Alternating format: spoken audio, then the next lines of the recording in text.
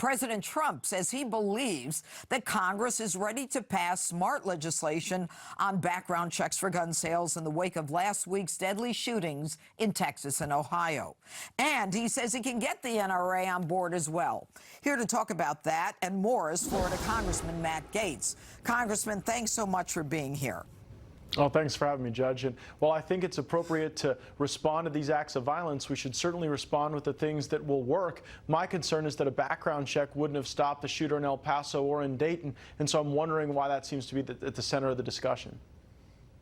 Well, I think, the president has said that we need intelligent background checks. And in fact, Congressman, I spoke to the president just a few hours ago, and he said that he is committed to going forward with some kind of background check because, that this is happening far too often. It may be that one or two may not have, may have gotten access to a gun, but there are issues that need to be confronted. I'm here in Australia, Congressman. They don't have problems like this. This is starting to be, unfortunately, a uniquely American situation. And I'm a gun owner. I mean, I am a strong Second Amendment person.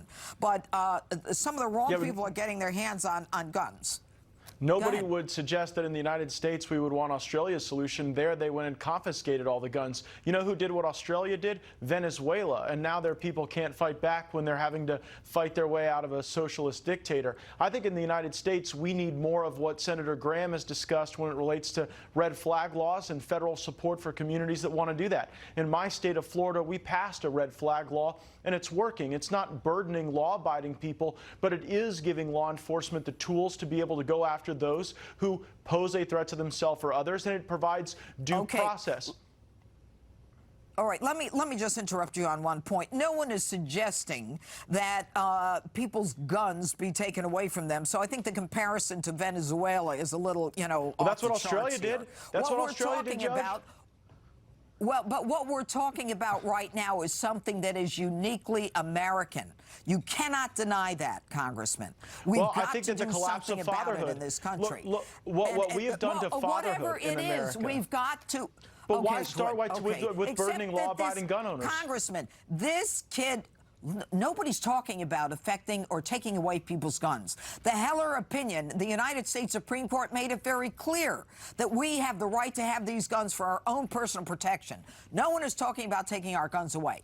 What the concern is this, that we have to be smart about it. As a judge, I would 730 someone. If there is a red flag problem and somebody says, I'm going to kill every woman I know and I'm going to cut her throat, I'm going to rape her, then damn, I want that guy incarcerated and I want him psychologically looked at. And the same with people who own guns. If they're a danger, we've got to take their guns away. There's nothing stupid about that. That's just smart law enforcement. Do you agree or disagree?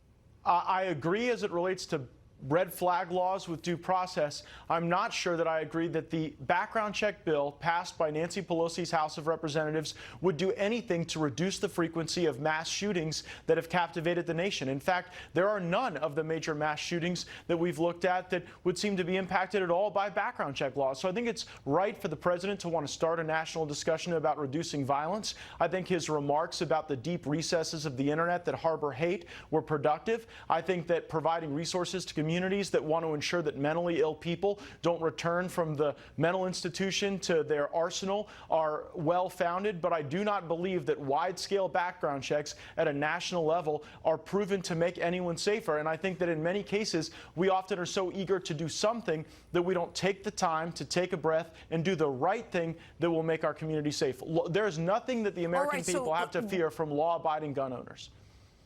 Oh, well, we're not talking about law-abiding gun owners. We're talking about whack you jobs. are, Judge. You're talking about a background check for everybody. No, first of all, as a judge, I sign pistol permits all the time. I made a decision as to whether or not someone should have a handgun, whether or not someone should be in possession of it, they should have a partial carry, a full carry. I mean, this is something that the Supreme Court has agreed is consistent with the Second Amendment. But that doesn't mean it's effective, though. Those are different questions, right? Whether or not there can be reasonable constraints on the Second Amendment is an answered question. Whether or not background checks would be a proportionate and effective response to mass shootings is a totally separate question. If somebody, Congressman, if somebody has been in a mental institution, all right, shouldn't I know about that as part of a background check as to whether or not I'm going to give this guy a weapon? If this guy has all kinds of Okay, so what's the problem with that? Right. Well, that occurs in the several states, but we do not need a national law on background checks to affect that outcome. And, you know, in many states, you have background checks that are tailored to the specific ways that people purchase in those states and in the cultures and customs that exist in the different places throughout the country. I have no problem with that. My concern is with the bill that the House of Representatives passed that is awaiting action in the Senate that would have a national background check system that even in some circumstances would make it difficult for people who have enforced a domestic violence restraining order from being able to have their own firearm to protect themselves from a potential abuser. So I think there are a number of problems with that. What we're both interested in is taking that gun away from the domestic abuser and not the victim. I mean, that's what I've done for 30 years. But, Congressman, what you're saying is some states it's okay, and other states, well, they're just going to have to live with it. We've got to get whatever waivers are necessary to find out who the whack jobs are, who the crazy people are, who the mentally focused on this is. And I don't deny what you're saying, Congressman, whether it's video games or lack of a father, or whether it's the culture, whether it's who we are, whether guns are in our DNA from the beginning of this country. I don't know what it is. What I do know, it's time to start talking about it. And I've always been a fan of yours, Congressman, and we hope that you come back to justice. I'll enjoy doing that. Thank you, Judge.